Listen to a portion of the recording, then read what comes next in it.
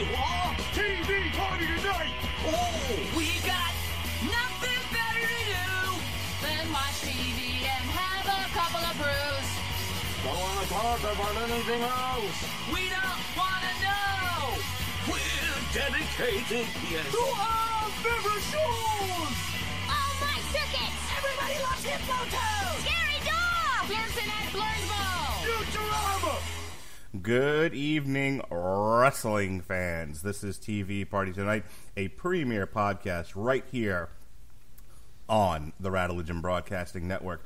I'm your host, the mandated reporter, and frankly, I'm mortified. And tonight, our favorite show is WWE presents Clash of the Champions, or Clash of Champions, as it were. Presented by the good people at the WWE and Skittles. It took place September 15th, 2019, in Charlotte, North Kakalaki, at the Spectrum Center. This is not going to be one of those shows where we try to review 50 in a 2-hour time period with 97 guests. Ladies and gentlemen, I've only got one guest tonight, and we're only doing one show. It's a 1-to-1 ratio for all you math students out there. From up in our Canada office, it's Chris Bailey. How you doing, Chris? I am doing wonderful, sir, and I just want to warn people. So in 2019, we are watching a pay-per-view that was co-headlined by Roman Reigns versus Eric Rowan. That should be your starter right there. Yeah. Eric Rowan, people. That's right. So, two things I want to say before we start reviewing this.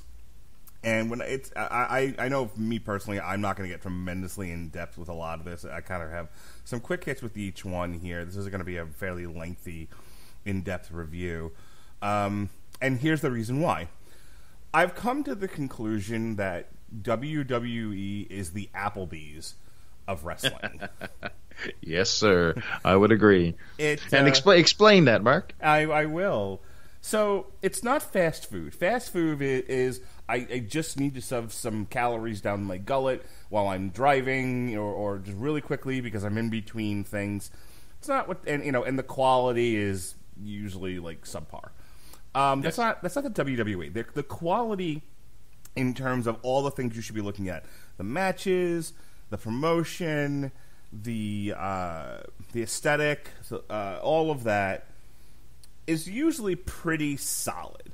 Like, when you go into one of these bar and grill places, and I could have said Chili's or Ruby Tuesdays or something, bar and grill, chain bar and grill places, they're always the same. Like, if you go into an Applebee's in Texas, it's the same as going to an Applebee's in New York, and it's the same as going to an Applebee's in Florida, it's the same as going to an Applebee's in Toronto. It's the same everywhere you go, with the exception of, like, minor details. A picture on the wall might be different. Correct. The menu is always the same. The quality typically is the same. So no matter where you go, you're always getting the same mass-marketed experience. That's the WWE. Somebody pointed out to me online that they use the same set for Clash of the Champions that they use for Raw and SmackDown. They just changed the colors. And I went, yeah. Wow, that's going all out. Thank you, WWE, for spending so much money on non-pyro and just changing the colors. I love you. Well, that's the thing is the WWE, and this is about as editorialized as I'm probably going to get tonight. But I want people to think about this because the long-standing criticism of the WWE for at least the last 20 years is, golly, how I miss the Attitude Era. In the Attitude Era, things were so much better. Things were, and they're not all together wrong, the people who gripe about this sort of thing. No, definitely not. There's definitely a special time in wrestling right there. They're specifically referring to the TV PG-13, I think it was, or whatever the next step up above PG is. That that transition to PG is where they think the quality started to dip for the WWE. Again, it's a somewhat valid point, but here's the thing you got to remember, and this is what I point out to people: the WWE, before it went public, they had one master to serve, the USA Network, who traditionally gave them plenty of rope to hang themselves with. They drew the line at don't kill anyone with a gun. And they almost did that as well. Yes. I think that's what the USA said, maybe tone it down just a smidgen. But other than that, the USA Network was pretty hands-off with the WWE. They were like, bring in the ratings, bring in the funk, and we'll pretty much leave you alone. Don't shoot anyone on live television. Obey the general best practices of cable television. And they did, for the most part. So up until the point that they went public, the WWE pretty much had free reign to do a lot of the crazy things they did on both pay-per-view and their network, their cable television show. Once they went public, they had a board to serve. Once they started getting licensing rights from other networks, most recently they got a deal at Fox, but even before that, they had switched from USA to TNN, which eventually becomes Spike, which is now the Paramount Network. So, in more recent years, they've had money from Saudi Arabia to do the paid blood shows. money, Mark. Blood money. Yes, the Blood Money series, as we like to call it. So the point of me bringing all this up is that the WWE now serves a lot of different masters. And they need to maintain quality, and they need to pretty much not offend anyone. Therefore, you get the mass market bar and grill experience. Everything's the same everywhere we go. It's utterly not offensive. It's just there. It's not great. It's not terrible. It just exists, and it fulfills the contractual obligation. And I think individually there's some high and low points that if you're really picayune about wrestling, you can draw out. There's other wrestling shows that really delve into the details of a WWE presentation, but standing back and looking at it from a general point of view, Clash of the Champions is the latest example of the cut and paste widget approach to creating a wrestling event. So that's kind of my overall sort of take on this Clash of the Champions event. You know what I mean, Bailey? No, I completely agree.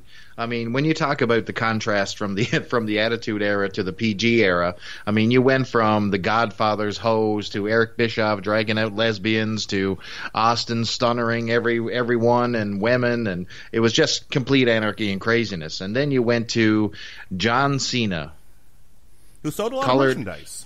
He did, and I really have no complaints about Cena. I think he carried the company on his back, but it was such a stark contrast. I mean, the swearing went away, the nudity, the sex, the violence, and it just became what we have basically right now. Although right now is a sort of a step up, so we're sort of in another transition period right here. So there's some swearing starting to creep in, there's some sexuality starting to creep in.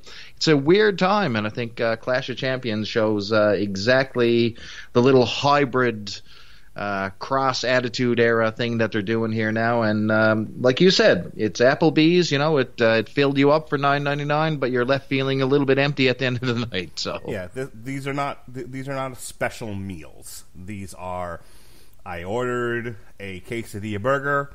That's what I got. It did not give me the bends. I went home and went to bed. Yes, sir. And you call that a win? Absolutely. I did not watch the pre-show, a little behind the scenes here.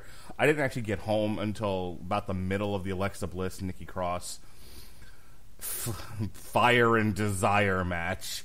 Yes, sir. I wish they had gone with Vicious and Delicious, by the way. They're lesbians. That's as close as we get. Oh. Ouch. Yes. But I don't. Do you remember Vicious and Delicious? Good old Buff Bagwell and Scott Norton. Yes, I do. I mean, male prostitute. You could call Marcus Bagwell right now, and he will entertain you for a small fee. Yes, or a large fee, depending on how much entertainment you want. But Mandy Rose and Sonya Deville, I watched them. So I had to rewatch the first hour or so today in preparation for a full review. But my first run through with this, I came home during the Alexa Bliss Nikki Cross. Needless to say, I did not watch the pre-show. Is my only point. But yeah, as my big takeaway from this show, I wish they had named Vandy Rose and Sonya Deville Vicious and Delicious. I think that would have been hilarious. Well, it sort of suits them a lot better than big, dumb Scott Norton and Bagwell. I don't know. Indeed. I'm just saying. I don't know. Scott Norton was pretty vicious. So Drew Gulak defeated Humberto Carrillo and Lince Dorado. And then AJ Styles defeated Cedric Alexander for the U.S. Championship, and the prior one was the Cruiserweights. Did you watch any of this? Yes, I did. So, number one, AJ Styles is on your pre-show, and you have Eric Rowan in your co-main event. So, right away, you have to smack the bookers in the fucking head for this one. Yeah, I was thinking about this as I was wrapping up my my preamble about WWE probably has the most talented work rate centered roster they've ever had, and how little that means in the grand scheme of things. Like, oh boy, the ability to wrestle and put on a series of exquisitely executed moves doesn't really matter when people aren't invested in your character or the story you're trying to tell outside of the ring. So, look, I like AJ Styles. I cheered when he showed up in the Royal Rumble a few years ago. He's been kind of hit and miss for me when he was the world champion on SmackDown. Like, when Joe was trying to fuck his wife and beat up his kids, I'm like, that's pretty cool. But Joe's the reason why that was cool. Yeah. It was. And I couldn't, and with a gun to my head and my children being threatened, I couldn't remember anything else AJ Styles did with that title. Yeah, I think you covered it. I think the Joe thing was the highlight, I think, my friend. Yeah. And the soccer mom hair. That's all I remember. My wife hates his haircut. I hate it. I hate it, too. It looks like, I don't know. He looks like a 50-year-old dad who's trying to be hip with the kids. I don't know. So he's got the OC, and this is their attempt to heal him up. And so I kind of like that, though. At least it gives him purpose, something to do. Yeah. It doesn't... I don't want to be a complainer, but I'm going to complain. Feels like a day late and a dollar short. Absolutely. Oh, way, way, way too late. If he burst onto the scene with the OC, I mean, the OC became... it's like a waterlogged sandwich you'd find in the bottom of your lunch can or something. It's just been there too long. I think they did way too much damage to the team, jobbing them off to every single team that would come along would always get the win over, Gallows and Anderson. And now they're trying to push them as a monster team. And it's just like you said, it's a little too late. But I'm still hoping. I mean, they got the cool merchandise. You got AJ Styles. He keeps the win streak alive again. So he's got purpose. Those guys have purpose. So I'm just crossing my fingers. And somebody backstage like Cedric Alexander. Oh, my God. Why? Well, I just, when somebody's not going to make it. When somebody is just not over and they're just pushing this guy to death. It's like when they tried to push Shelton Benjamin back in the day. I got a better one for you. This is like when they were trying to push Billy Kidman against Hulk Hogan. Oh, I remember that in good old WCW days. And Hulk Hogan sort of casually kind of maybe put him over, kind of yes. maybe. If you squinted your eyes and were high at the time, sure. The whole New Blood Millionaires Club angle. Oh, bro. It's like, there has to be an adult that's monitoring things between the fans going, we love this guy's work rate, and the person that decides that's a great reason to put him in the main event. Billy Kidman looked like when my son tries to wrestle with me against Hulk Hogan. The whole jean shorts and wife beater. I mean, it was just not the look of a world champion. He's like 3 feet tall. He's 3 feet tall, and he's 120 pounds soaking wet with 20-pound rocks on his feet.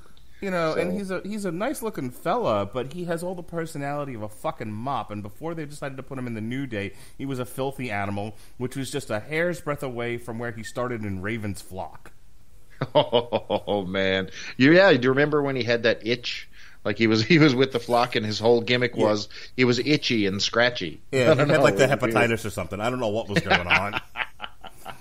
But that's how Cedric Alexander comes across to me. Like, he's a small dude. There's a reason why he was a cruiserweight, but it's like, but he's an awesome worker.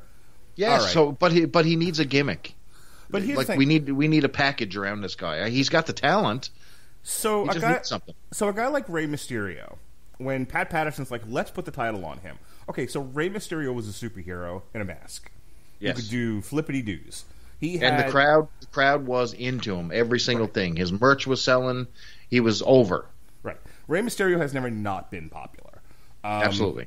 Up to the point where, his knees weren't tiny pieces of chalk.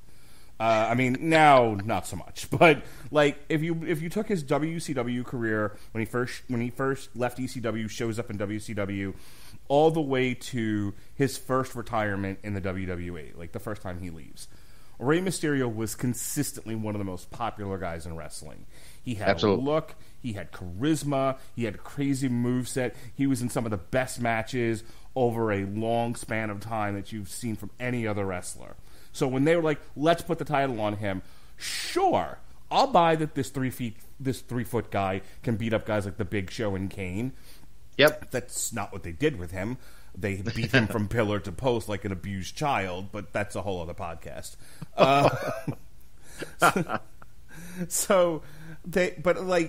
There had already been kind of a built-in story and a fan base. They go like, we're willing to suspend our disbelief that this midget can take on giants because he's got a thing behind him. It doesn't work with Billy Kidman, and it doesn't work now with Cedric Alexander. Definitely not. There's just nothing there. Like you said, you need a gimmick. You need a package. It's not there. Rey Mysterio was a special circumstance. He was over. He mixed it up. He was creative enough to make sure that, 1 week he would come out as Spider-Man. The next minute he'd come out as the Phantom.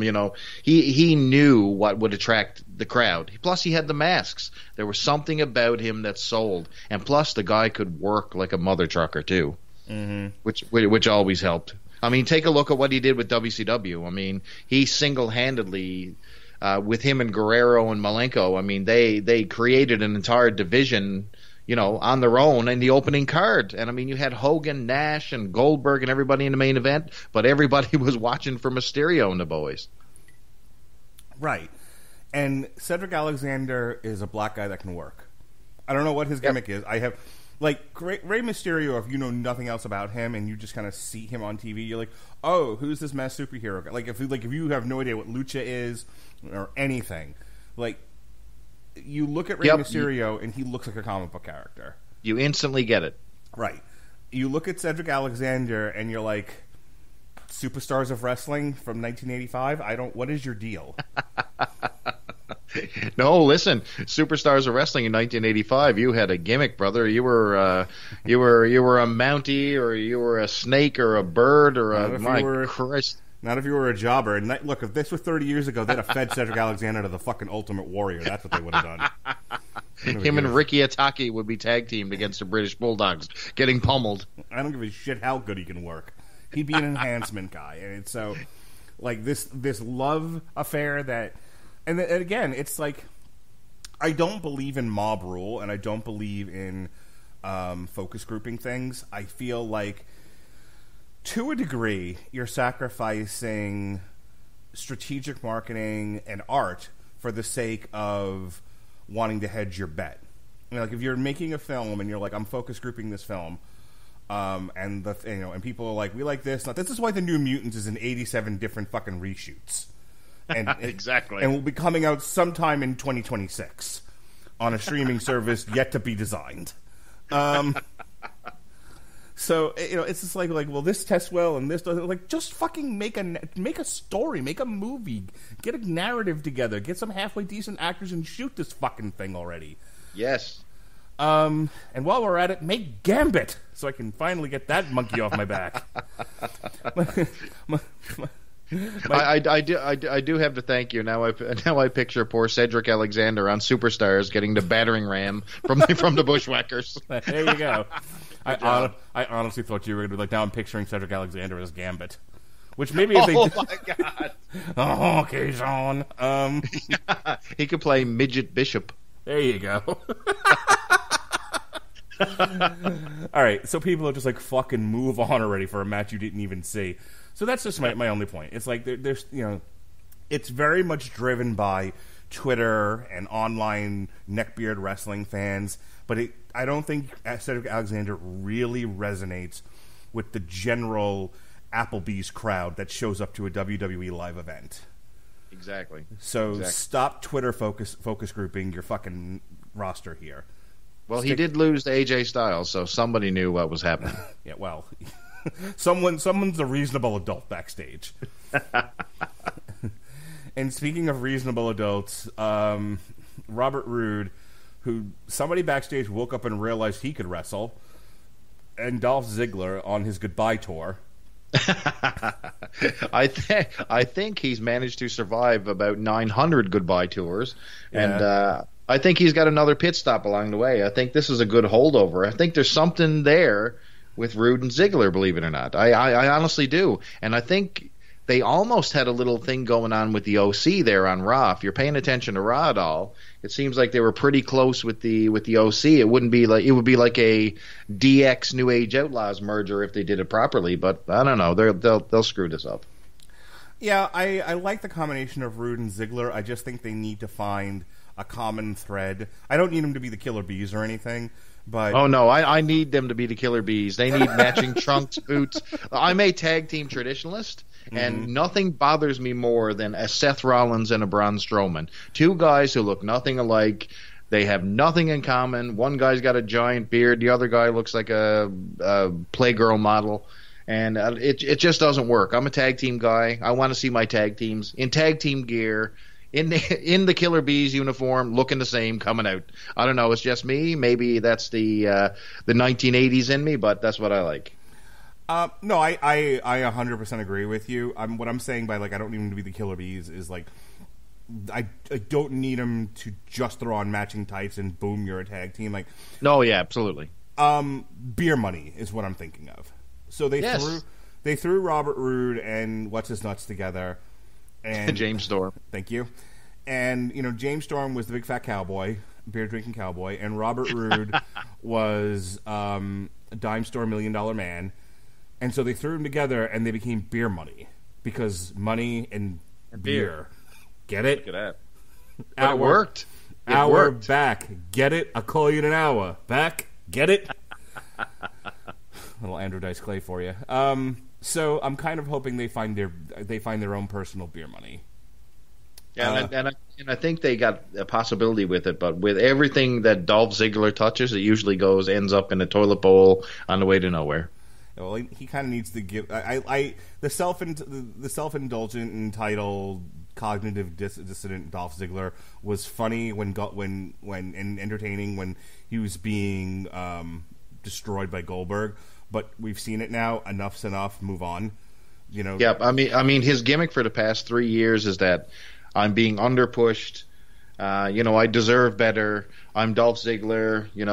I steal the show. Okay, good. But shouldn't you at least win at some point? And right here, he actually does. Yeah. So Seth Rollins versus Braun Strowman against Robert Roode and Dolph Ziggler for the Raw Tag Team titles, and we have new Tag Team champions. Yep. Robert Roode actually has gold around his waist in 2019, people. That isn't the living gimmick of the 24/7 title. This was fine. The right guys won. The story they were telling with this pay-per-view, by starting off with this match, obviously was that Seth and Braun were working together, and it ended in disaster, and so the bad guys got away with the belts, and now they, going into the title match later on tonight between these two fellas, they have a new issue, and Seth Rollins is beat up, and how can the guy who's beat up take out this tank of a man in Braun Strowman? This is a recycled gimmick. So when you're talking about the Attitude Era, how many times have you seen this, Mark, where, one guy A is taking on guy B in a world title match, but somewhere along the lines, they capture the world tag team titles, a la Mick Foley and Steve Austin, Steve Austin and Shawn Michaels. You know what I mean? How many times have we seen this over and over and over? So going into it, the end result is going to be eventually they'll lose and they'll have their match. But, of course, this is all on the same show. But this has been done a million times. It's cardboard, cookie-cutter booking, but I still dug it, for the action in the ring. Yes, they all put on a solid match. The right guys won. No major complaints there. as far as things I'm interested in wrestling right now, on all honesty, and I can't believe I'm saying this out loud, but Bayley, Charlotte, Sasha, and Becky are the only story I have a real vested interest in. And like, I'll actually turn on Raw and want to see what the next chapter is. I do as well. So, if people remember, they're kind of doing with Bayley right now what they did more or less with Daniel Bryan, where Daniel Bryan basically continued to act the same, even though he was a heel champion.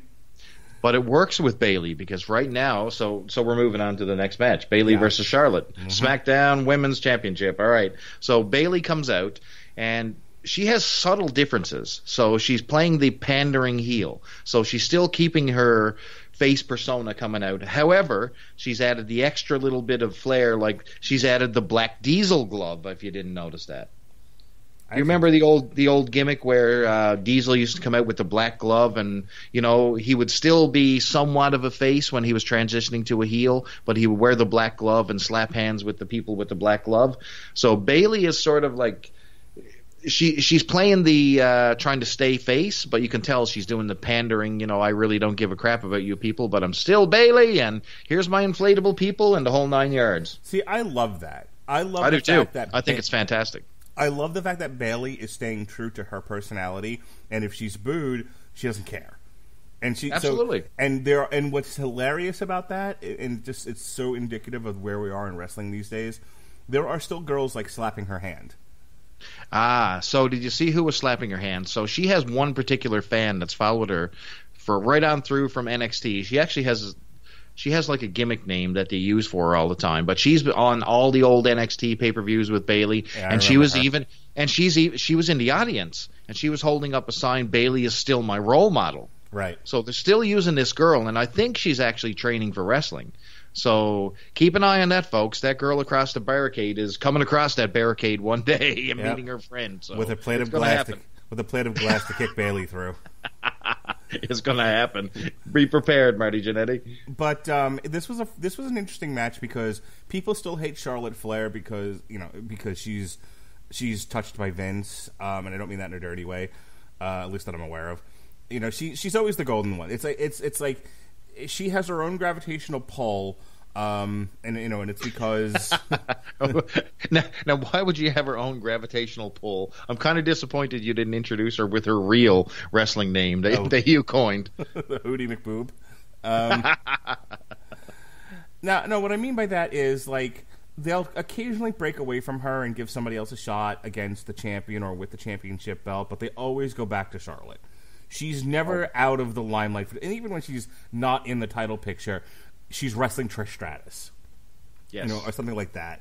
So she's always floating she's always like at the minimum 1B, in terms of where she is from the top. They never let her slide too far down the pole. Like never. Like if she takes a loss, it means something. It builds somebody. She's not doing throwaway losses. It's something always intentional to build. So yeah, she's not fucking. Who's the black chick who dumped the Fanta on herself? What's her name? The black chick that dumped dumped the Fanta on herself? She was. This is killing me. Ember Moon? No. But that might as well. I might as well have used that as an example. No, this was the black chick who kind of just who for a while was doing a crazy gimmick where she was just nuts and every time they brought Alicia Fox. That's the one. Yes. Sorry, the one thing I remember about her that was ever interesting was dumping soda on herself. So she's not like that or anything, but so what I liked about this was Bayley doing the Bayley thing and giving no fucks that she got booed and almost not even hearing it. Like she doesn't change even though she whacked the hell out of Becky. And that's the other thing about it is she's doing the perfect villain thing of she being utterly justified in hitting Becky Lynch over the head with a chair. She was like, I will not be ignored. I will not be pushed in a corner. I will not be regarded as second tier. And she beat the fuck out of Becky because Becky, as a face, is now sucking up all the air in the room. Absolutely. But boy, is she ever. But think about how Bayley turned heel. It wasn't a traditional heel turn. She came to the aid of her best friend, Right. Sasha Banks, who happened to be a heel. So she's still maintaining every ounce of her character. So she hasn't really changed. The fans' attitude towards her has changed, and that's a very unique spin on that. Yeah, so she's probably the most compelling character among the women right now. I'm really interested to see what they do with Bayley. I'm hoping they leave the title on her for a while, because this is probably the most interesting she's been since her feud with Sasha Banks on NXT. And this match had a creative finish too, so they're not just they're not making giant heel leaps with her. So she undid to win. She defeated Charlotte, by the way. So Bayley won the match. But how she won? While she was knocked in the corner, she removed the bottom turnbuckle, and when Charlotte ran towards her, she sort of sweeped her into the bottom rope, knocking her head into the exposed buckle, and got the win. So heads up for creativity and all that stuff. So I really, really like this heel turn. It's very ingenious. What I like about that, it plays on the fact that she's uncertain that she can beat Charlotte. That Yes. in NXT, it plays on their history of her being beaten by Charlotte a bunch of times. Her knowing how tough Charlotte is to beat. That people who wrestle Charlotte often lose or get the hell beaten out of them at the very least. And she was like, you know what? I need an advantage. She found it, she took it, and she ran away and then she didn't strut or anything. She fucking ran. So this is what was missing with Bayley, to be quite honest with you. So the big problem why Bayley didn't work on the main roster, they didn't use so Bayley's character in NXT was the naive underdog, okay? She came up, she never really expected to win. She started racking up these wins, started to become a main event player in NXT. But when she got to WWE, on the main roster on Raw, she was like an established superstar. Gone was the naive wrestler. Now it's this confident wrestler who's going to win all the time. They basically stripped away her entire character. So you're sort of seeing this sort of come back to square one. So I really like this because she doesn't trust herself. She's using shady tactics to get the win, and it's pretty damn cool. So with the return of Sasha Banks, Luke Harper, and the push of the Revival, now is a good time as we get into the Revival versus the New Day match to talk about what appears to be the elephant in the room, the writing on the wall, that the way to get a push right now in the WWE is to threaten to quit. Yep, I'm out of here. I'm quitting this podcast right now. I need a raise. Podcoin didn't work out. That's right. Threaten to quit, go home, threaten to quit the WWE. Put some tweets out there like you're gonna maybe kind of sort of join AEW. I don't think you want to do that right now, though. That might have worked several months ago. But my point is, everybody that has so far that months ago, there were earlier in the year, before the summer, there were these rash of rumors of people backstage who were before Heyman and Bischoff got hired as executive producers.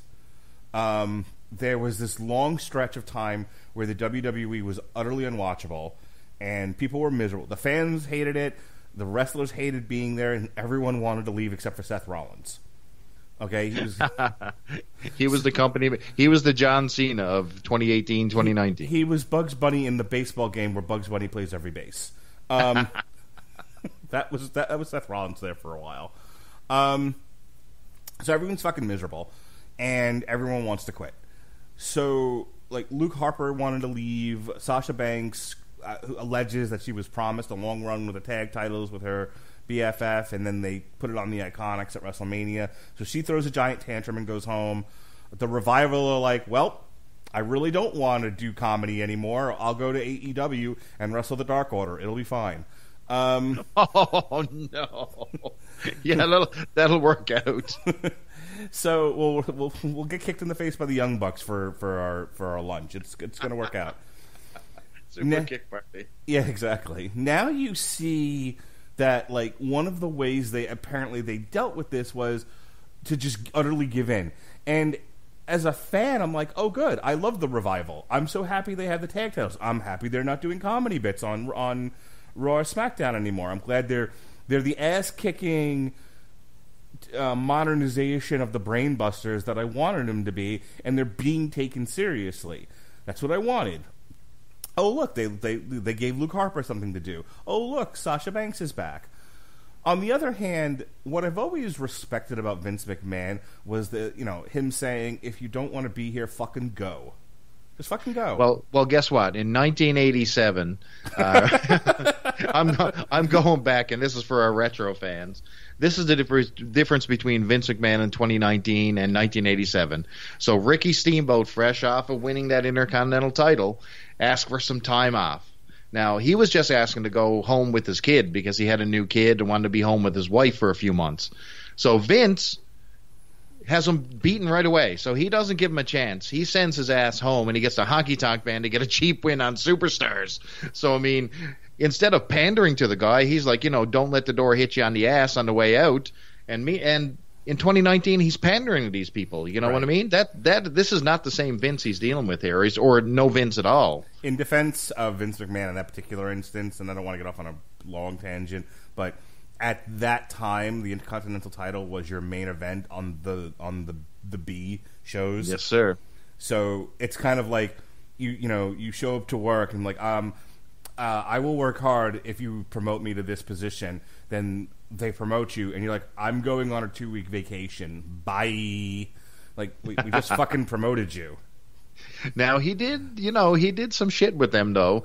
I still see some of the writing on the wall. So if they went on the way out, they did some really crappy stuff. So, Harper, they intentionally kept him off TV. Mm-hmm. He just sat in the lurch. Now I don't know how sitting home collecting a paycheck is really hurting, but when your brand is being a wrestler on TV, that's definitely the worst thing you can do is be out of the public eye. Right. Then you had the Revival, who was, in a joke gimmick where they were, shaving each other's back. I mean, that was the big gimmick. You know what I mean? So he was trying to, send a message with some booking angles, but it seems like now that they're staying, he's giving them a revitalized push on every aspect. So, and it's kind of cool to see them as they should be, as you want them booked. So, it's kind of cool that we're finally seeing their true characters. So, again, this was utterly inoffensive. The Revival beat the New Day, who I wish they'd just break up the New Day already. I'm so overdue. We'll get to that when we talk about Kofi and his pancakes later. Yeah. I like the finish of this where they basically they gave the Shatter Machine to Big E on the outside, took him out, and then Corey Graves is so funny. He's terrible, but he's funny. He's just like, I don't understand. Just pin the guy, and they're like, but no. We're gonna hurt him. That was a weird, awkward finish. I don't know how to describe it. So basically, what they did, like Mark said, they took out Big E on the outside, and then two of them tag team poor old Xavier Woods in the ring, and they don't beat him. They don't give him the Shatter Machine. They literally go to break his leg. They tear off his tights. They put him in a submission hold, and they make this guy. They stretch this guy basically. Yeah. Weird ending. It looked great though. I yes, absolutely. Like there wasn't a natural transition to that particular finish, but I really didn't care because I like the story. I like the idea of the Revival aren't just beating guys. They're smaller guys. They're a little on the soft side physically, but they're such awesome wrestlers, and they're. I'm trying to think of tag teams from like the 80s or the 90s where they were just in and out all the time. They were, they were always working in tandem. Maybe the Hart Foundation. The Hart Foundation, Rockers. Yeah, the Rockers is a really good example. The Killer Bees. They evoke Arn and Tully, but I couldn't tell you the Arn and Tully style. I remember the Brainbusters, but I don't remember. They probably worked really well as a tag team and were in and out constantly. It's exactly what you see with the Revival. The Revival are a complete mirror of Tully and Arn. Yeah. So I like the idea that what they lack in muscle tone and height and general size, they make up for in viciousness. That's what they need to be. Like these are guys that should never be. They should never be faces. They should always be heels, and it should be. Give them an edge, like they're supposed to be bland. They're supposed to just be ass kickers. So if I'm okay with bland, if you give them an edge. More on that when we get to Seth Rollins.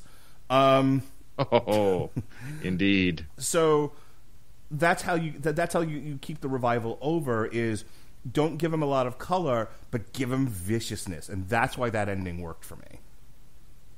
Yeah, and you know what? It was something different. Normally their matches end, they do a little bit of a mix-up in the ring, and then someone hits the Shatter Machine, and it's over. You know what I mean? Mm-hmm. So just to see a different ending out of nowhere was good booking-wise. I'm all about different endings. Like, mix it up. And that's why I said on our last show that, we see so little variety in our finishes that, sometimes I'm begging for a count-out finish, as weird as that might sound. No, I'm 100% with you. Also, just as an aside, these are the match lengths from the main card. Let me move this window out of the way. So, 9 minutes 40 seconds for the tag team. Bayley and Charlotte was less than 4 minutes. The Revival New Day was 10:15. The next one we're going to talk about, Alexa Bliss and Nikki Cross versus Fire and Desire. Was not just about 9 minutes. Nakamura and The Miz was 9.5 minutes. Sasha Banks, Becky Lynch was 20 minutes. Kofi Kingston and Randy Orton was 20 minutes. Eric Rowan, Rowan Reigns was a little under 20 minutes, and then your main event was 11 minutes long. Other than the two, there were two matches, but they were big-time feature matches that went 20 minutes, and they actually told pretty good stories, both of them. Every one of these was kept at a reasonable length. This card, there was a lot on it. There was 11 matches in total, including the two pre-show matches, but it didn't feel its length. This wasn't like an AEW, for people who listen to this, it's like, wow, they really beat up on AEW. No, I want AEW to succeed. So, we criticize because they're doing things wrong that are going to make them not succeed. And if there's one thing about the Radulich Broadcasting Network, we don't fucking hold back. Oh, no. I've been with you guys for a short period of time, but I will say there is no short-changing opinions here. No. If it's wrong, I'm telling you it's wrong in the most emphatic way possible. If you don't know what I mean, go listen to our review of the new Volbeat album, as I consistently yell at Volbeat for yelling into women's vaginas. But anyway, back to wrestling. So I like the fact that they had some fairly short matches on this. They broke up the times. Nothing really felt its length. I loved, I was a big fan of really long cards back in the day. So when they switched to the 4-hour format, I did like extra matches, man. And keep them short. People have a very short attention span. When you're getting into 20 minutes on a basic tag team match, you don't need to, man. You're all you're doing is sitting around doing chin locks, headlocks, and just boring to people. Get to the point. Don't bore us. Get to the chorus, man. Right.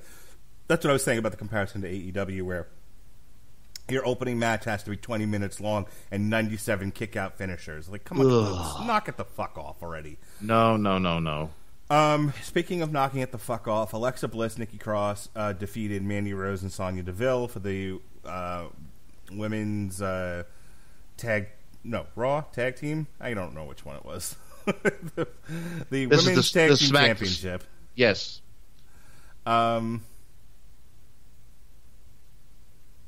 Yes. Okay, I was going to say. Oh, that's right. There only is one tag team championship. Duh.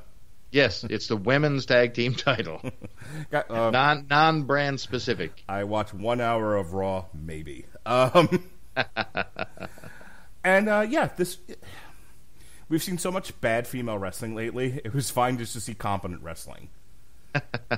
So this match, Nikki Cross and Alexa Bliss versus Mandy Rose and Sonya Deville. Guess what it's based on? It's the old bullying storyline. So. Basically, Mandy Rose has been taunting Nikki Cross and saying, a lot of mean things about her looks. Mm-hmm. And that's why we have this match here today. So, very basic storyline, but guess what? It works because you have some reason for these people to be fighting. The right people got the win again. It still confuses me that Nikki Cross and Alexa Bliss, which started out as a best friends going to knife each other in the back storyline, into these guys are actually working together as a team and gelling, and Alexa Bliss is suddenly a legit face. So I don't know where the storyline dropped off along the way, but I'm kind of really digging Cross and Bliss as tag champs. So yeah, individually, I like Nikki Cross as sort of, half crazed.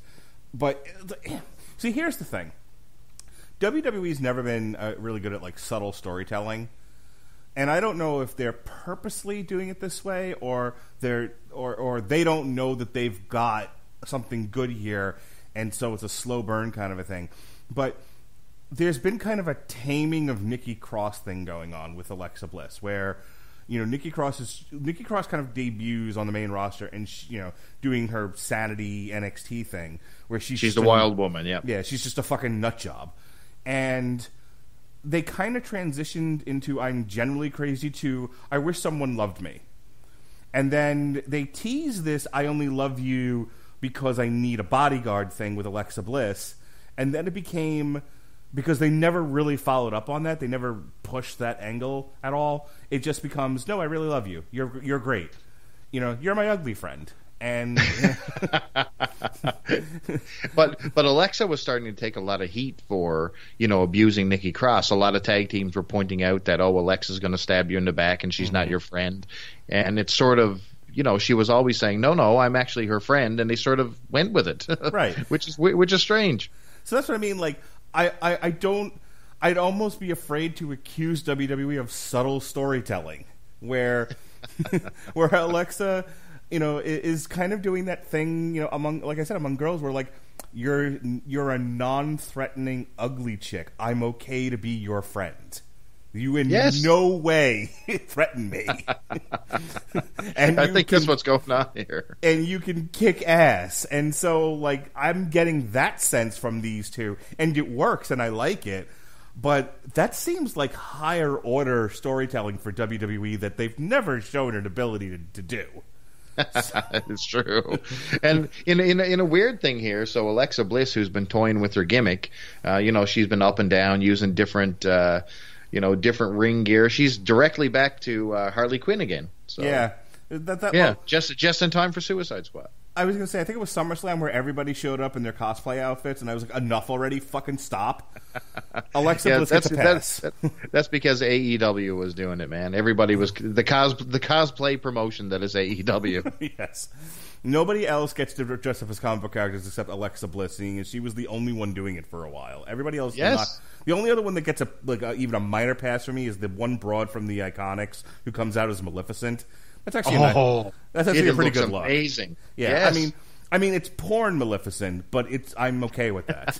Me too. It's the Brazzers look, but I'm fine with it. We can never have enough of that. Yeah. So this match, really cool ending. So Nikki Cross and Alexa Bliss go over in this one. Really like the finish. So you had Nikki Cross go over Mandy Rose, who has been taunting her, with a cool move. So she basically had her in a suplex, put her legs on the ropes, and did like a roll of the dice neck breaker drop on her, and for the clean win. It came out of nowhere, and you know what? I was perfectly glad with that too.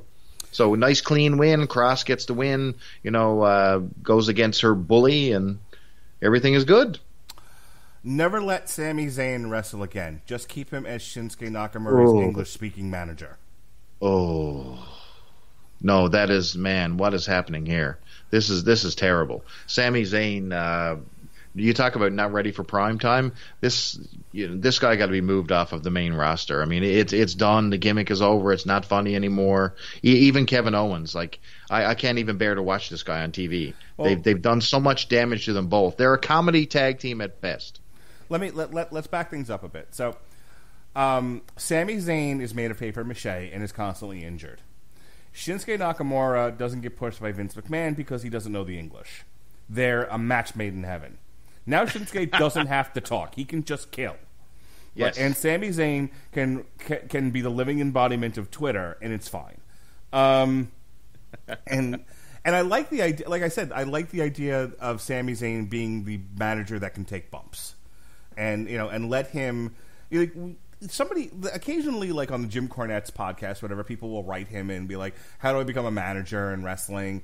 And like Bobby Heenan used to wrestle, Freddie Blassie used to wrestle, Lou Albano used to wrestle, Cornette used to wrestle. Yep, Cornette would wrestle. He wasn't a wrestler. Like no. The ones He would wear like the crazy giant leotard, that he looked like he was a punching bag sort of thing, but that was intentional. It was cool. Right. No, I'm saying, like, if you go back to, like the 70s and the 80s, a lot of the guys that ended up becoming mouthpieces for wrestlers started out as wrestlers. Yeah, I mean, look at the '80s managers. I mean, you had Mr. Fuji, who was with Toru Tanaka as a tag team. You know what I mean? Right. You had Johnny Valiant, half of the Valiant brothers, who was luscious Johnny V. I mean, all these guys. Bobby Heenan, for example, Bockwinkel. Now, occasionally you had your, Clarence Masons or your Harvey Whipplemans or your Paul Bearers, or even going back some, your Oliver Humperdinks. Whoever managed Bam Bam Bigelow when he first showed up. Yep, that was Humperdinck. Yep, that was okay. That was Humperdinck. Yes. Because now I'm confusing myself with the Princess Bride. Like Humperdinck. What? Humperdinck. There's a character whose name is Humperdinck in the Princess Bride. What do you not get? Do you not get this movie in Canada? I listen. I have seen the Princess Bride a billion times. I never got the Humperdinck reference. I'm gonna look it up, damn it. Because now this is bothering me. But yeah, all right. So, but my point is that I don't believe in the non-wrestler manager. I like the idea of a wrestler who you don't really want to see him in the ring because, again, Sami Zayn spent more time fucking injured than not. So clearly he's a liability, and don't let him in the ring. But a guy that can take bumps.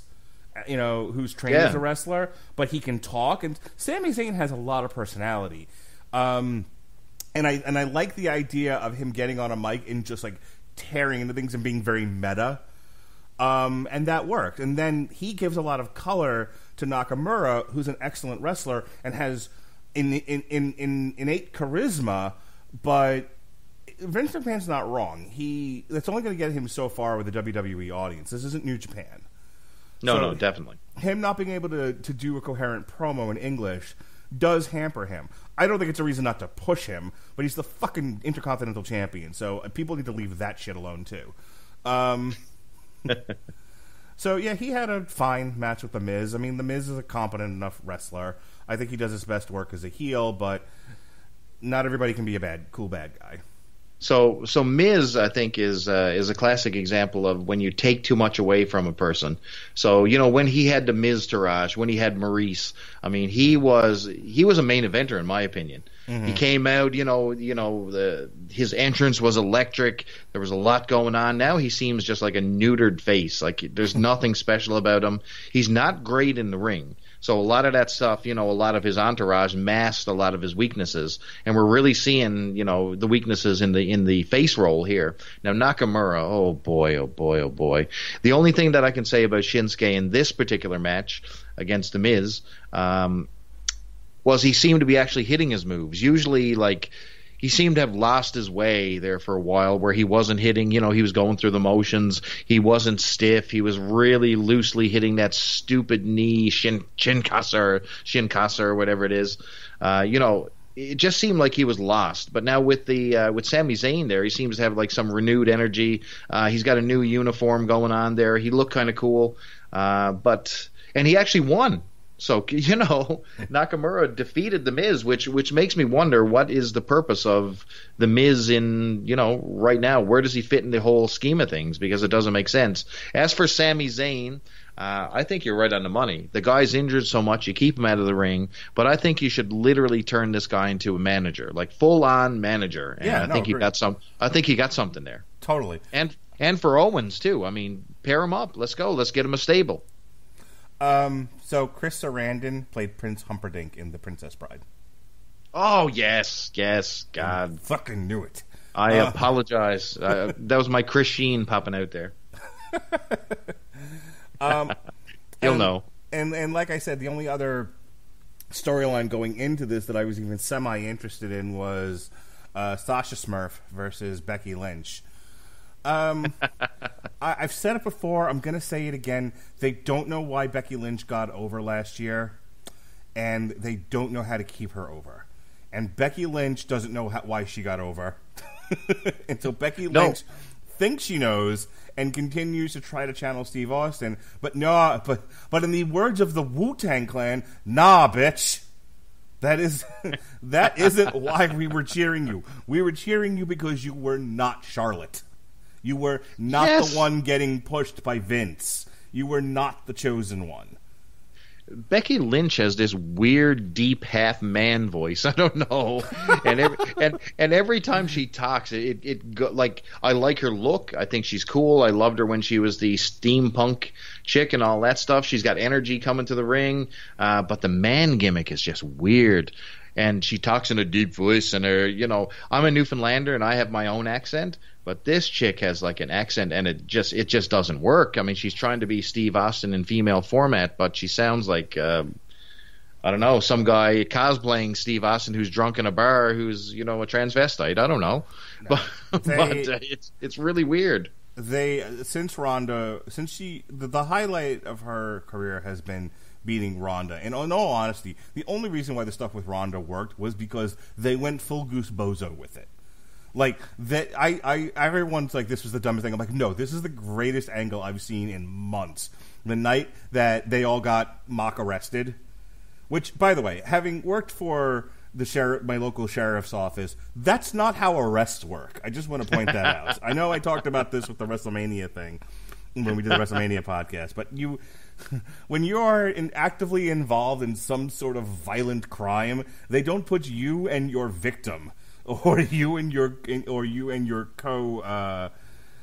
co-defendant in the same car. You just made me remember when the Mountie was locked up back in the day after the Boss Man match, and they put him in the ring, or put him in a jail cell with three very large men. Yes. who had a real liking to leather.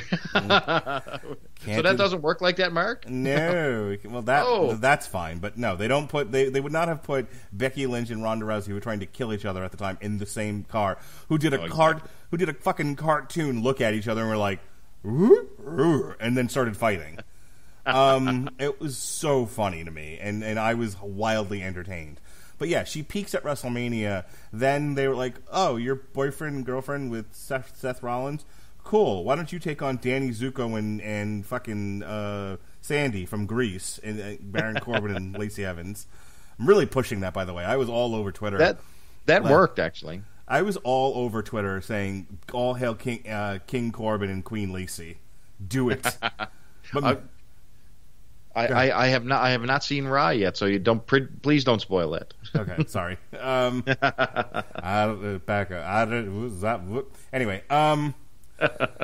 back to the match we were talking about. So yeah, I was interested to see how they were going to handle Sasha's return, and she's said a lot of words, but hasn't really said anything. And they've had her losing. She actually lost on Raw in a tag team match. She doesn't really do anything here. I mean, yes, Becky Lynch beats her. She beats Becky Lynch by DQ. Yeah, so it's a DQ win. So it's just this softball push that they're giving her. Yeah, and it's fine because they don't want to take the belt off Becky. She still presumably has some air left in the balloon, some gas in the tank. And so that's because you don't want to be around when the man comes around. Yeah. Yep. They don't really know what to do with Becky if she's not champion at this point, and I guess she's selling the man T-shirt, so they're just letting sleeping dogs lie. A DQ finish is fine. People were really upset about this on Twitter. I don't know why. I liked the ending. Yes, it's different. It's not cookie cutter. You actually had a different ending. Enjoy it, people. Right. It's a good chapter 1. What I'm struggling with is, again, they gave Sasha a chronicle where she said nothing. They gave her a comeback. She comes back, she beats up Natty Neidhart, and who doesn't want to beat up Natty Neidhart? Really? Someone just beat her with a cat. It's fine. Even the Canadians hate her guts. Yeah. So that's fine. And then she comes out and they give her a mic, and she's like, "I went away for 4 months," and she kind of does the "I lost my smile Shawn Michaels" bit. And I'm like, just fucking say you felt betrayed by management and you almost quit. Like, here's the thing. One of the things that made the CM Punk pipe bomb promo so good was that it came... Like, I understand Triple H was like, no, we let him say those things. This was planned. But It's funny. My daughter had to do a mock audition in her musical theater class, and she had to learn a monologue. Now, I didn't expect her to do the ones I showed her, but I was trying to show her a couple of different wrestling promos to see how you change your inflection, how you use inflection, how you breathe, how you, use the space you're given to deliver the monologue, that sort of thing. You know, a lot of acting tips. Believe it or not, folks, before I got into social work, I was a theater person. Oh, a thespian? No, I did not. I was in the theater. Yeah, I was trying to get into Hollywood at one point in my life, so I know somewhat about, and I was in plays in school and stuff like that, and sang and that whole jazz.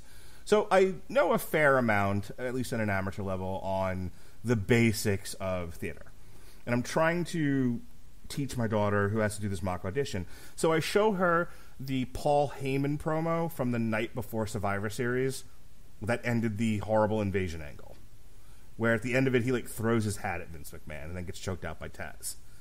That was really good, by the way. That was like a belly full of fire there. It was fucking real, is what it was. Like, yes, it wasn't a shoot. You know what I mean? Like, he didn't come out. It wasn't like Scott Steiner going, "WCW sucks." That's a shoot.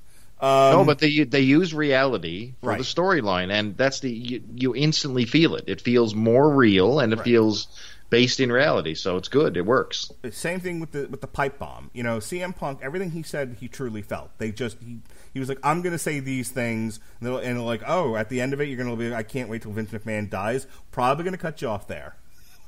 Right? Yeah, but guess what? That's the foundation of the Attitude Era. That's Vince Russo booking right there.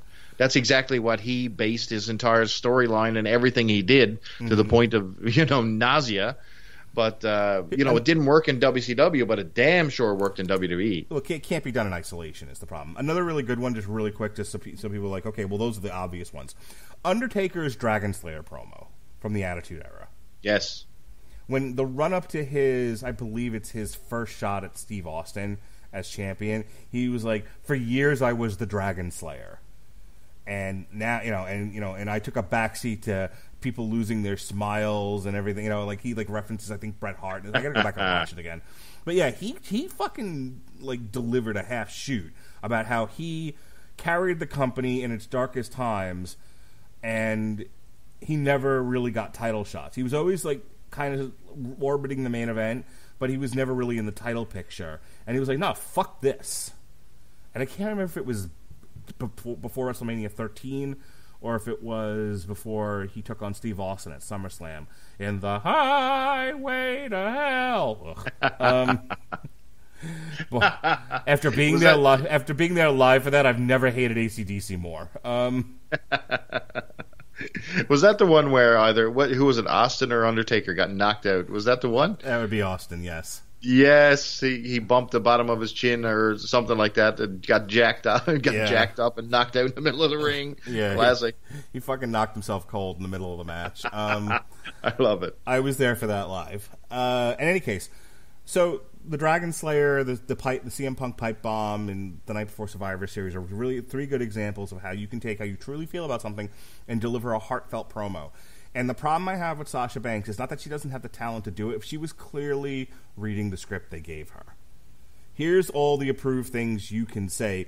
I'm sure she worked with a writer and she was like, well, I left because I felt betrayed and I felt like, I was lied to, and I've worked really, really hard at this, and I feel like no matter how hard I work, I'm being taken for granted.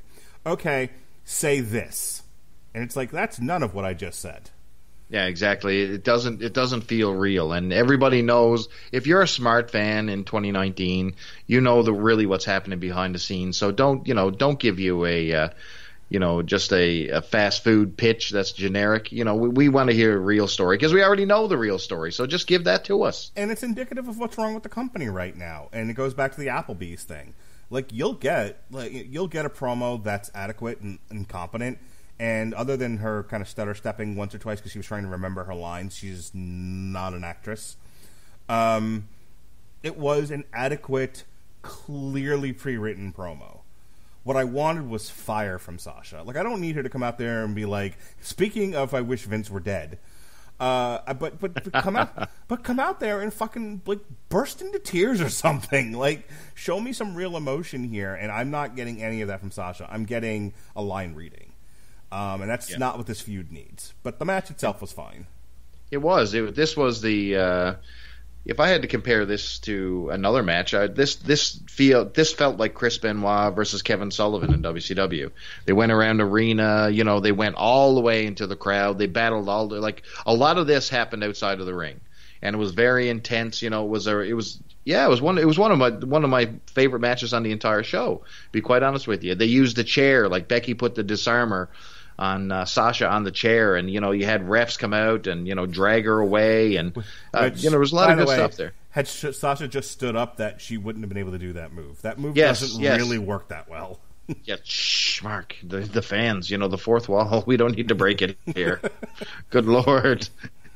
That's the same people that could have escaped the Steiner recliner by simply just sitting up. Yeah. All this time. So anyway. Kofi. So anyway, but Sasha wins via DQ. So what was this? 13 minutes, was it? That was 20 minutes. 20 minutes. Okay, but anyway, guess what? Before we jump into the other one, the ending to this one was key because nobody came out the loser. So you had Sasha, who can claim the win. You had Becky, who looks like a badass for beating the shit out of her. So win all the way around. And I think we're on to Pancake Boy. Oh, yuck. I'll tell you how much of an impact this match made on me. I don't remember anything about it. Kofi Kingston throws pancakes. Randy Orton bores us to death for X number of minutes, and Kofi Kingston wins. Apparently, Brock Lesnar showed up on SmackDown as of this recording tonight, and so Twitter is aflame with Brock Lesnar. It's just like, well. They figured they'd save Brock Lesnar's return for their debut on Fox. Nope, we're going to build up some anticipation for the Fox debut by having Brock Lesnar beat Kofi to death. No. Did they have a match, or how did that work? I don't know. I honestly... They're not... I can't see them going to Fox with Kofi throwing pancakes as their champion. I just don't see it. No, I think... Hell in the Cell is in like 3 weeks. They'll probably do, if they haven't booked it already, they'll probably do Kofi versus Brock, Hell in the Cell, or they'll do it on the card but not in the Hell in the Cell. Yes, because I think they're going to do Seth Rollins versus the Fiend. More on that in a minute. Inside the Hell in the Cell. So whatever they're doing, you can expect that this is the end of Kofi's run. Man, he's been pretty lackluster as champion. I mean, some of his wins have not been solid wins. He's sort of half-assing his way to victories. He's just, sneaking it out, which is good because you don't want him to seem like a dominant champion after being this, basically a joke character in the New Day. And that's still what everybody see him as. They did not get rid of his funny humor. They did not get rid of the pancake tossing. But yet he's here beating Randy Orton with the Trouble in Paradise. Kofi Kingston is the Force Awakens. Oh, no. Force Awakens was awesome.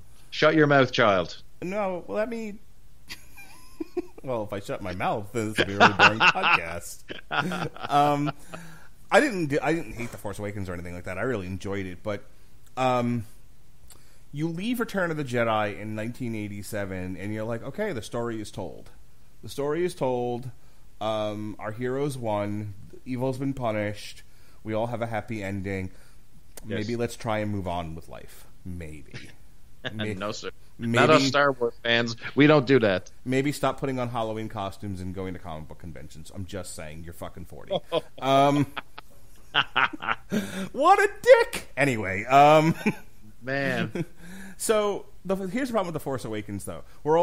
We got the satisfactory, and even if you didn't like the Care Bears in The Return of the Jedi, you got still a satisfying conclusion to that. Everybody lands where they should have. Han and Leia are in love. The Millennium Falcon didn't get destroyed. Lando lived. Luke is a Jedi. He redeems his father. Everybody's happy. It's the picture-perfect ending. It's pitch perfect. Then, years later, they do The Force Awakens, and it's like everyone is old and looks like they don't want to be there. And I'm not talking about the young, new characters. They're not part of this. It's like you wish they just left it well enough alone, because everything after is never going to be as good as the ending of Return of the Jedi. It just isn't. Okay. So here's my thought on this. So yes, you're right. They had the perfect ending. Return to Jedi ended. The perfect trilogy, right? To Star Wars. But you failed to mention the prequels. So everybody was excited for these prequels, okay? Mm-hmm. And everybody was so irritated that what they did, my God, they ruined our Star Wars. They were itching for their Star Wars back. They wanted the Han, they wanted Luke Skywalker, they wanted Princess Leia.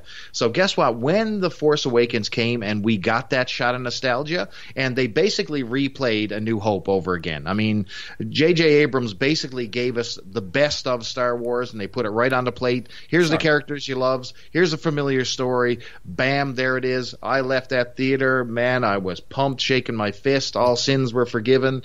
I kissed my wife. I high-fived the kids. I even hugged the guy on the serving me popcorn. It was great. So Kofi Kingston's The Force Awakens. There you go. So everything leading up to WrestleMania is the run-up to is Return of the Jedi, right? We wanted to see this guy who's been passed. Look, the only reason why Kofi didn't get cut over the last 10 years was because of the New Day. It's these three fucking 100% agree with you. In blackerface, just blowing trombones and shucking and jiving and throwing pancakes, and this is modern day minstralism. I've seen Bamboozled. Fuck anyone that disagrees with me. This is Bamboozled all over again, just dressed up in unicorns and pretty colors. And I bought one of their T-shirts. I bought into... Look, I love a good minstrel act as much as anybody. You did not buy...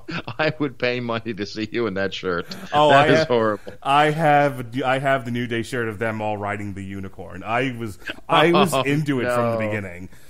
But it is. It's a modern day minstrel act, and they can fucking dress it up any way they want. I know a minstrel act when I see one. But it's what saved him. It was being a part of this, because up until the New Day, Kofi Kingston was in a dumb tag team with Evan Bourne, and he would do funny stuff at the Royal Rumble, but he was mostly sort of a forgotten soldier. Absolutely. And then the New Day comes along, and because collectively that group is hysterical and everyone likes to laugh at the silliness, people buy into him. And then just by happenstance, Joseph Ali doesn't get in the Elimination Chamber. Thank God. So he gets in there, and it's giving Denzel Washington the Oscar for Training Day. He didn't deserve it for Training Day. He got a Lifetime Achievement Oscar, basically. That's exactly right. So, but did Kofi Kingston have a good career? That's the thing. I don't think there was anything spectacular about this guy. I mean, was Kofi Kingston any better than Coco Beware? Let's be honest here. What did he do that was anything spectacular outside of his few moments in the Rumble? I can't point to anything. I'm sorry, I can't. His initial feud with Randy Orton, where he beat up the car. So this comes full circle to that. So that's why this particular match makes sense if you're a longtime fan. Right. So that's what I'm saying. If people are like, wow, there's a lot of references and metaphors here, what the fuck is he trying to say? Here's what the fuck I'm trying to say. Because if you're a longtime wrestling fan and you've been watching Kofi Kingston for a while and you've seen him as part of the New Day, and he's the guy, the underdog, he's Rocky, he's finally getting the shot, you want to see him win. And he did. Yes, this is the Daniel Bryan push, round 2. Right. This is the Rocky story, this is Return of the Jedi, this is all those things that have the happy ending. Here's the problem.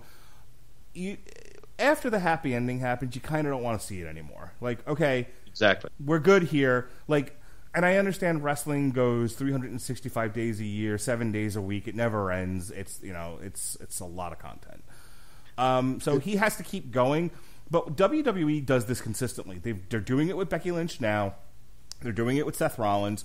They know how to build up a champion to getting the belt. They don't know how to follow it up. They fucked Daniel Bryan. Seth Rollins's runs with the championship are never as good as his runs to the championship. Becky Lynch couldn't be more boring. You know, like running up to the championship, she was great. After, it's like meh. And the same thing. It's the same pattern with Kofi Kingston. I was there live. I was, in the cold ass fucking football stadium and then everyone got stranded there. People still waiting for an Uber. But I cheered when he won, and I love Daniel Bryan. I'd have had his baby, and I'm a dude. He wins he fucking won, and then there's another one. I cried happy man tears when legit cried when Daniel Bryan won the title at WrestleMania 30. Like, yes, it was real. It was a real deal, man. Yeah, it was real for me in that moment, and everything after that, including his fucking numerous injuries, suck balls. Oh. So like I said, I'm illustrating this because this is the pattern with Kofi Kingston, is they don't really know how to capitalize on the happy ending. I agree. They know how to do the date. They just have no idea how to do the marriage. That's the entire problem with this. Right. So this Kofi Kingston should have been a Money in the Bank cash in and lose the belt literally the night after he won it. Seriously, I know that's a bit harsh, but I think that's what should have happened here. I don't know. I think you had to give him a chance, but I think at this point he's just holding the belt for Brock Lesnar, who's gonna eat Kofi destroy Kingston. Him. Yeah, he's literally going to pick Kofi Kingston up, dislodge his jaw, and swallow him like a fucking cobra, a boa constrictor or something, and spit out the bones, as Metallica would say. Awesome. I will say that this match had one thing I wanted to point out. So, just a very, very basic match here. I mean, you had your all your regular stuff here, nothing new. You had the Orton's, power slam. You had him faking out the RKO. But Randy Orton, one of his key moves that this guy has, and don't really get a lot of play, is his drop kick, and he lays a nice fat one on Kofi in this one.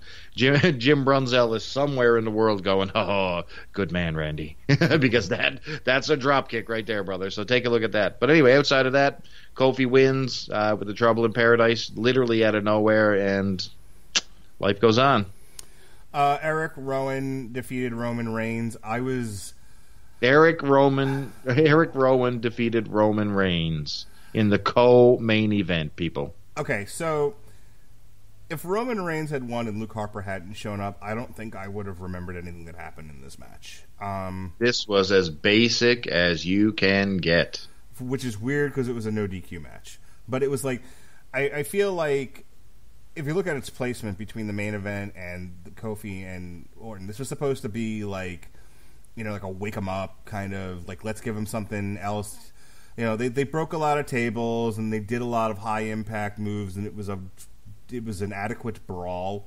But the conclusion is what makes this thing, because Roman Reigns doesn't really lose anything by being beaten up by two fucking hosses like Luke Harper and Eric Rowan. Exactly. I agree. And now Eric Rowan has a huge notch in his belt because he beat one of Vince's golden boys. And I think that's the entire point. But really, what purpose do you have giving Eric Rowan the push? Are you going to go anywhere after this? Are you going to put a belt on him? I think the answer is no. So really, what are we doing here? Is this just a transition feud to get Reigns onto his next feud? Like, what is this? Well, is this a time filler or? Well, clearly the idea is to get Roman Reigns back in the main event and get a title and get the title on him. I mean, they did the Roman Reigns Brock Lesnar thing for so long, so I don't necessarily need to see that again. But no, please. But clearly Vince McMahon has not given up on Roman Reigns as a main eventer. But you have to give Roman Reigns some feuds to build him back up. Because here's the thing. They broke up the Shield, and then they immediately started pushing Reigns. And again, it's like the Charlotte thing. Generally, fans react very viscerally to someone they see being pushed for no apparent reason. Oh, boy. Reigns felt it for 2 years. I mean, of pure hatred. Yeah. And I'm talking, I don't mean like Cedric Alexander pushed. I mean like you're being pushed in the main event for, and prior to that, you were just the big guy in a faction.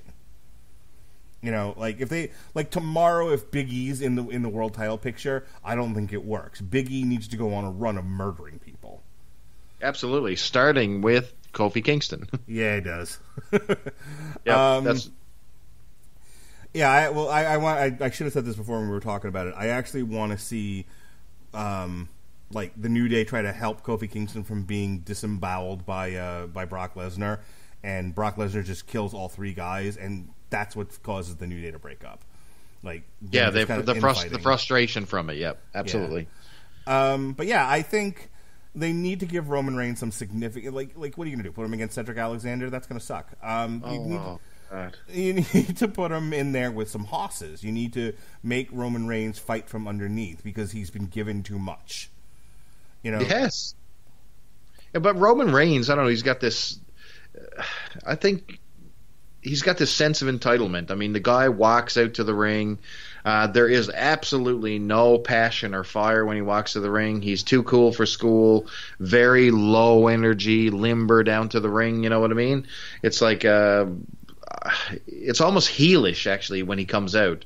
And I can see why fans boo him, because the fire is not really there. And the only time that he gets either bit excited, he does his little hoo-ah and, cocking of his hand and doing a Superman punch. That's about as exciting as Roman Reigns gets. So they've got some work to do to get this guy, ready for prime time. And I think the little cancer deal they had going on did, some help to him, having him as the the sorry cancer guy. But yeah, it made him vulnerable. But it did, man. It did. It made him human, but they didn't run with it, man. They had, this is Joe. They finally had him humanized, but they went back to, too cool for school Roman. And I think that was a big mistake.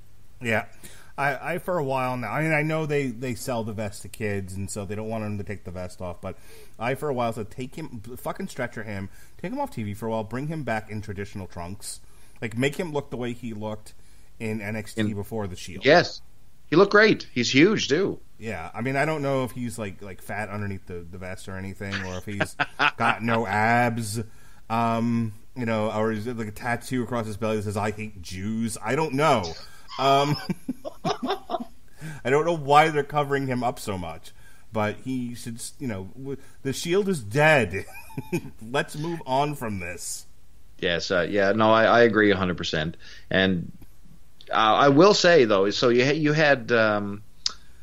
By the way, I don't think Roman Reigns hates Jews. I just want to be clear about that. Oh, thank you for that. Thank you for that clue up. So Luke Harper himself, Luke Harper's lost a ton of weight. He looks half the size of Eric Rowan now. Mm-hmm. But he no longer looks like a gas station attendant. No, exactly. And plus they took away that stupid Bludgeon Brothers gear that the boys were wearing, so that's also a win. And another call out, I love the Rowan Claw Slam. That's wicked. Yeah.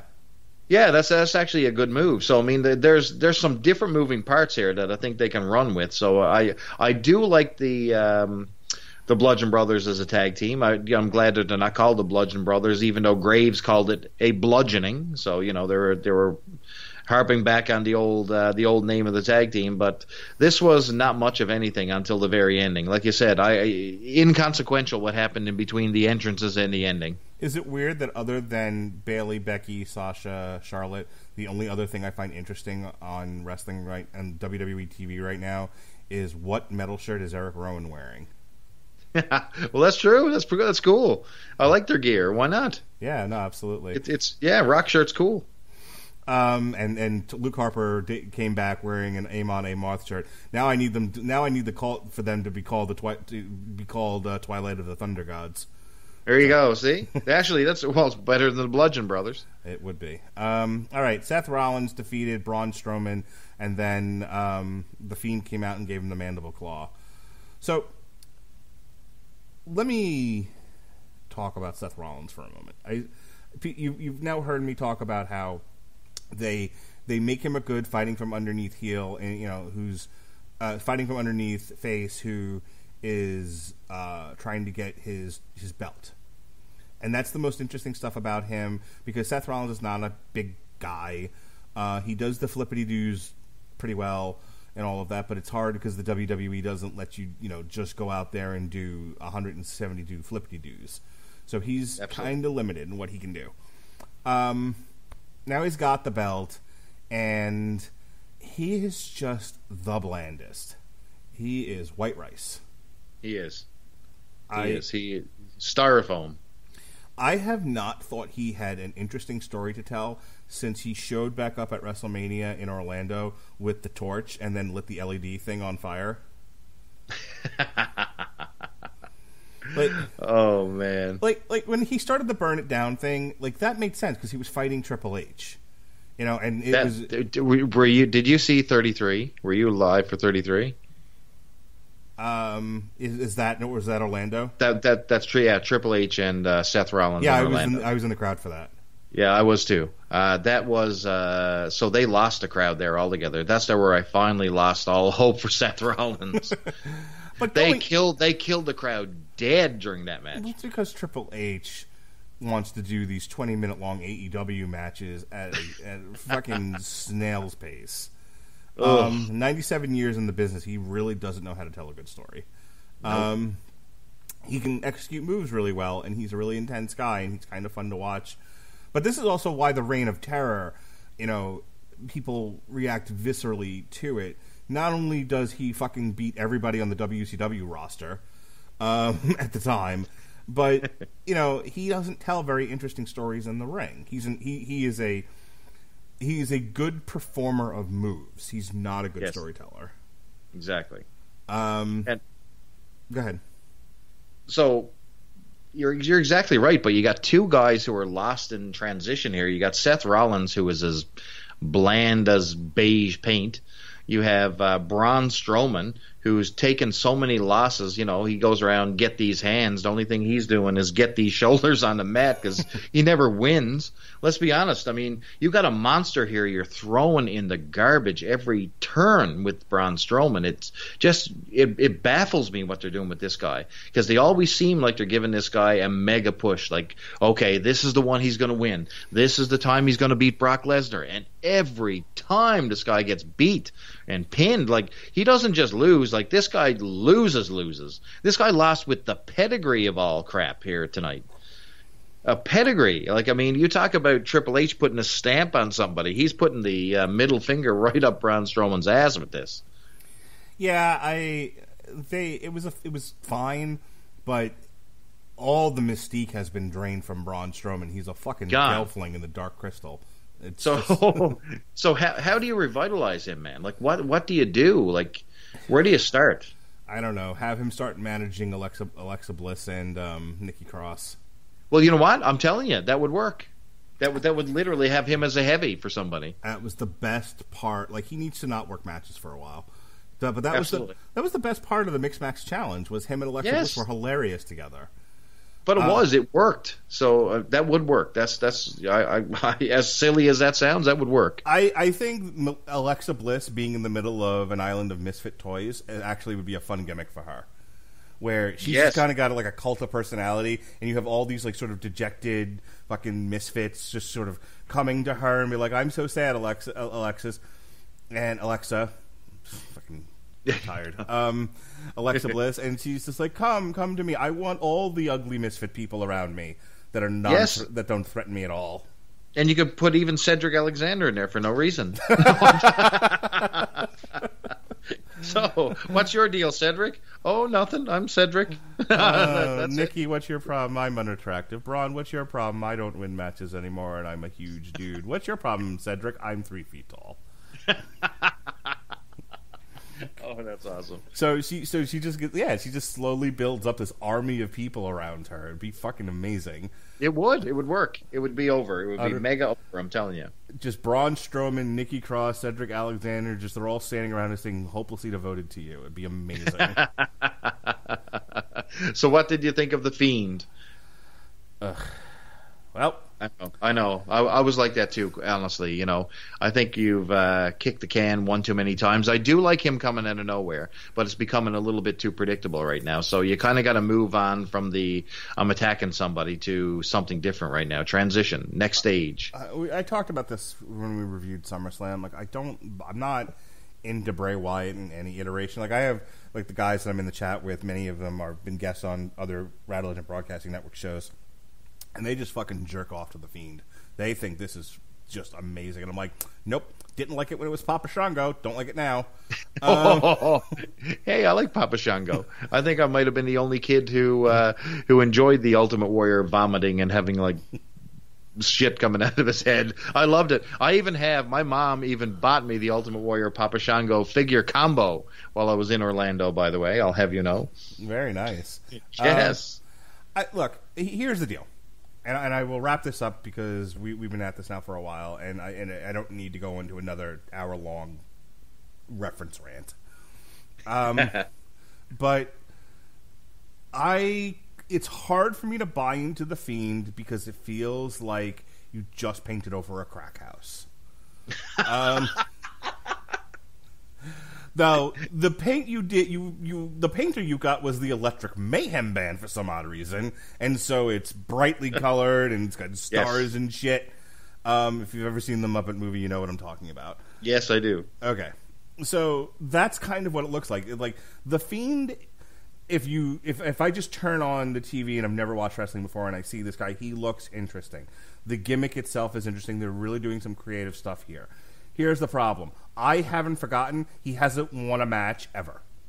Right. So you're right on the money because you don't introduce a character, and WWE has an interesting way of like this 50-50 booking. Mm-hmm. One guy gets a win one week, the other guy gets it back. That's you can't build a character like that.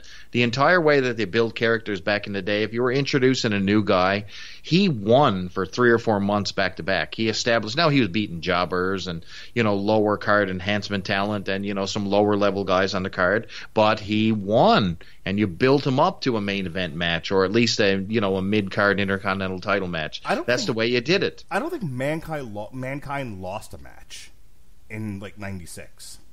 Right, that's what I mean. Like, what do you? And instead, they like to bring like Sasha Banks back, and they have her lose in a tag team match. Like you introduce characters, and you don't have them win. It just blows me away how they do this. And I mean, what are you protecting? Like Seth Rollins, he doesn't lose anything by getting attacked by the Fiend. You know what I mean? It's okay to put the Fiend over. It's okay to have him win. You can explain your way out of it and book your way, into protecting your characters, but you have to have him win. You're right on the money. Right now we're in a spot, though, where all he's doing is attacking people, so you got to move on. I think it's time to introduce some of his Funhouse characters to join the crew. I think it's time we actually see Sister Abigail debut. I think that would be interesting, something like that. But there's something got to change up here now because the act is already starting to get repetitive. Yeah, they had him win over Finn Balor. I talked about how they did the fake neck break thing, and I was like, nope, I'm out. And I was waiting for that to happen, and apparently somebody in the WWE is listening to me because they didn't do the fake neck break thing. They just did the mandible claw, and that was that. And I was okay with that. Like, I was okay with him showing up at the end. Like, I like it teases the next event in 3 weeks, which is Hell in the Cell. Now, okay, we're going to do Seth Rollins, Bray Wyatt. But you're right. I think first of all, I think it's too soon for Bray Wyatt to be going into a championship match. I think he needed to, as you said, just run roughshod over the roster. Like, let him kill Cedric Alexander. Let him kill. Yes, please. Yes, please. Let him kill. All the guys chasing after R-Truth with the stupid. Let him take out a legend. Let him start with a legend, make an impact. Right. You know what I mean? Let him take out fucking Renee Young. Amazing. Nailed it. Perfect. The lights go out and they wake up and she's fucking just like laid, over the desk with her tongue hanging out like a dog. Like, oh God, it was the Fiend, and Ray Young, and just because the impact of having attacked a woman, I think you would really sell it. If you said, which one would you rather the Fiend kill just because you hate the sound of their voice? Well, Michael Cole and Corey Graves can both go. But just the lights go out, the lights come back on again, and Corey Graves has been shoved into the mouth of Michael Cole. One hand out his ass. Yeah. Just Renee Young just like clutching pearls and fanning herself. So overall, I would give the whole event probably a B minus. Like, it's just me too. It was passable. I'm in a B minus camp. I'm about a 7. Like you said, there was nothing really offensive. I think we had the right endings in most of these matches. Sure. I don't think we had a bunch of title changes, so there was some history that was made here as well. So transition pay-per-view, all titles were on the line, so I guess that was a win. But it really shows with the state of the WWE when you have Roman Reigns, Eric Rowan in the main, one of the co-main events. You've got Kofi Kingston, Randy Orton fighting, and your main event is Braun. I never win a match. Strowman against. I don't know what is Seth Rollins? Like, literally, what is he? Like Mr. Lynch, basically is what he is. He has no, like, he did a promo on like, I always watch the first hour of Raw before I start podcasting at 9. And he did a promo where it was like, is the instructions in the back, could you go out there and be as monotone as possible? And does he not come off like Mr. White? Like, man, like he has this tone to him, like he's talking through his nose, and it just doesn't work. No. It doesn't work. He doesn't have a good voice for it. He was the least interesting guy in the Shield, because the Dean Ambrose was always the guy I thought was the standout person, and I'm really sad that he became one of these guys like, I'm just so mad that the WWE won't let me dive into a couple of thumbtacks. Oh, boy. Welcome. and guess what? The dude got injured in a nothing happening match and couldn't even make the giant pay-per-view that he was brought in to debut at. I mean, This is it's just ridiculous. One of my buddies completely hates Dean Ambrose, and he called it. He said, "This guy's not going to last in that promotion. He'll just be in and out the door and injured." And sure enough, the pay-per-view didn't even happen, and the guy was injured. I mean, self-fulfilling prophecy. This guy's an idiot. But I mean, before he decided he was an artiste, he was the most interesting. He was the most interesting part of the Shield. And Seth Rollins was there to do flippity-doos, and Roman Reigns was your heater, your big guy. And it worked. Absolutely, because you had 3 separate guys doing 3 separate things. Right. It was the combination platter. They could hide behind each other, their foibles, their issues, they could hide as a group. Now you look at them individually, and it's, as it turns out, Dean Ambrose is really a crazy person who wants to dive into a cup of thumbtacks, and Seth Rollins has no personality. If he's not fighting the establishment, or he's trying to get revenge for having his belt unceremoniously taken from him, he has nothing going on. He is whiteless. And then the 100%. Roman Reigns, who also has no personality but is really tall. Does him cocking of the hand before he hits the Superman punch get on your nerves when it's like the 3rd time he does it? I swear to God, I don't know how physically you could make it happen, but if he cocks his hand like that, I want somebody to come in his face. Just like he does, and someone just dick out, wham, and just fucking fire hoses him. Every time. Every single time. He gets hosed down with you. Every time he does the cocking of the hand, he just take a load in the eye. Just get pirate-eyed every time. Yes. Let's write that. Send that to WWE Creative right away. Who came on Roman? That's the angle. So I think coming on Roman's face is a great way to stop this podcast. What do you think? Absolutely. Oh, it was a good time. Absolutely. You'll have to tell me what your friends at work think of this. Oh, definitely. Oh my God, yes. My friends always listen to these podcasts, and they get a great kick. So they always listen to our inappropriate commentary and get a good chuckle. So I would definitely share that with you. Yeah, if somebody does a spit take, let me know. Will do. All right. Tomorrow on the Radulich Broadcasting Network, on the Metal Hammer of Doom, we're going to review the new Tarja in the Raw. We dropped a Dark Crystal Age of Resistance review. We've dropped 3 volumes of Onslaught, and Volume 4 is next week. Thursday, we'll be doing an on trial for the 1982 Dark Crystal. We may or may not be doing boxing, depending on if I'm at a winery with my wife. Husband stuff. Good luck. We've got a review of Rambo coming up. We have a review of it in the archives. We're going to be reviewing the new Korn. We reviewed the new Killswitch Engage. We reviewed the new She-Ra Season 3. We'll be reviewing the new Disenchantment Season 2. And then we end the month with a pair of Gotham by Gaslight shows. We do the comic, then the movie. Yes, sir. Good stuff. We'll review the new Hell Yeah. And then we got a review of the BH 90210. And then we kick off October with a week full of Joker stuff and Pennyworth, because I twisted Jesse's arm. So this is a can't miss month of the Radulich and Broadcasting by the sound of that. Great lineup, brother. They're all can't miss, God damn it. They're all can't miss, and if only Podcoin was still here. Don't, you're breaking my heart. Podcoin can kiss my ass, you bastards. I never even got a Starbucks out of you. I haven't cried so hard since the... God, I haven't cried so hard since the end of the Lord of the Rings trilogy. What? Breaks my heart. Oh, man. I can picture you in the Shire with your New Day shirt. I fucking my wife thinks it's the cutest thing ever, because every time I watch the end of Return of the King, I bawl like someone kicked me in the nuts. It's very emotional. It is very emotional. He says nobody is like, you bow before nobody. I'm like, you don't bow. You're amazing, hobbits. And my face falls off. Hey, you. When's the next Superblog team up?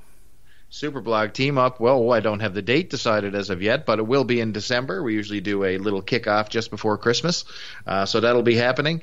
You can check me out over on the Twitter. Come and listen to some of my tweets. Give me some comments. Give me the middle finger. Whatever you want to do. I'm Charlton_Hero at Charlton_Hero, I should say. Yes, you are all about children's toys, man. Like, do you do anything with that? Like, do you blog or like a podcast, like separately, just talking about like old school toys? Yes, man. Old school anything. Like, I like old school movies, like old school comics, old school wrestling. I'm all about that stuff. But, so my blog is the Superhero Satellite. You'll hear, you can check out all kinds of ramblings on toys, wrestling, comic books, and all that stuff over there. So just hit the Google machine, type in Superhero Satellite, and you'll find my retro blog. All kinds of junk on there if you're into that stuff. But, I'm super into old 80s retro toys, anything that I grew up with that I love, that I hold dear in my heart. Yeah, you can find it over there in the Twitter. You've definitely got an In the Garage vibe going on. Oh, I do. And I've got a extensive in the garage as well. So my wife always threatens to throw it on the sidewalk. But I have and I will say, I do have an extensive VHS collection, which has made its return from the sidewalk on numerous occasions, despite my wife's best efforts to get rid of it. Well done, sir. Anyway, that's it. All right, we'll try to sneak in a Hell in the Cell review when that comes out a few weeks. I mean, the calendar for October is pretty packed, and I can't do double recordings night and day anymore because of my work schedule change. But me and Chris will hopefully figure something out to get you a review of Hell in the Cell. If you'd like to hear me continually pitch Coming on People's Faces, Minstrels, and everything else in 97 movie references, we'll try to get it done for you, because I know how appealing that must sound. And we do need the answer to who came on Roman's face. We do have to find an answer. Maybe next time on Radulich and Broadcasting. WWE brought to you by Brazzers. All right. For Chris Bailey, this has been TV Party Tonight. Be well, be safe, and behave. Have a good night, everybody.